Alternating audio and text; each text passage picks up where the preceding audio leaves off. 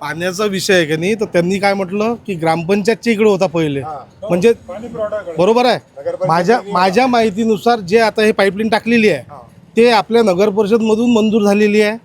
किती 100 कोटी हा ते 12 कोटी ते आपल्या नगर परिषदेतून मंजूर झालेलं आहे. कॉन्ट्रॅक्टरचं नाव सावजी आहे बुलढाण्याच्या. तेव्हा यांनी पर्सेंटेज देऊन कमिशनखोरी करून जे काय केलं ते झालं. त्याचे जे टेंडरमध्ये जे नियम असतात म्हणजे काय त्याला इन्स्टिमेट, ते इन्स्टिमेटचे ते बीडचे पाईप होते. संबंधित ठेकेदारांनी ते प्लॅस्टिकचे पाईप टाकले आणि प्लॅस्टिकच्या पाईपमध्ये काय झालं की प्रेशरमुळे ते पाईप फुटून राहिले. झालं हा पहिला मुद्दा. एक पाणी गाणीभर 3 दिवसा आड पाणी मिळत होतं पातूर शहराला. यांनी त्याच्यानंतर नगर परिषदमध्ये ते पाणी पुरवठ्याचं ऑफिस नगर परिषदमध्ये घेतलं. मग नगर परिषद पाणी पुरवून राहिलं. तर नगर परिषदमध्ये यांनी आपली वोटिंग वाढवण्यासाठी, आपला दायरा वाढवण्यासाठी ग्रामपंचायतच्या भागामध्ये पाईपलाईन टाकली आणि ग्रामपंचायतमध्ये पाणी पुरवठा चालू केला.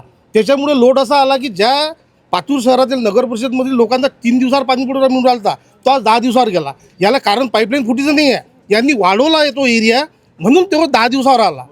आमची भाजपची सत्ता आल्यावर किंवा आम्ही निवडून आल्यानंतर सर्वात आधी म्हणजे त्यांना तर पाणी पुरवठा करूच, काही विषय नाही, पण त्याच्या उपर बी एवढा मोठं पाणी आहे मोरणा रंगामध्ये की रोज पण आपण हे करू शकतो. आता नगर परिषद आपल्याला कारण सांगतं की बा आमच्या टाक्या नाहीत, त्याचं बी इन्क्लूड त्याच्यामध्ये आहे.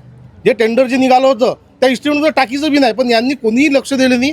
तेव्हाच्या सत्ताधाऱ्यांनी दिलं नाही, तेव्हाच्या विरोधकांनी दिलं नाही, फक्त यांनी कमिशनखोरी केली. त्यामुळे आज पातूरच्या जनता हे पाण्यापासून वंचित आहे. याच्यानंतरही जर ही अशीच सत्ता चालू राहील तर खरंच पातूर शहर पुढे जाईल का? म्हणून दादा की भाजपच्या आधी सत्ता द्या.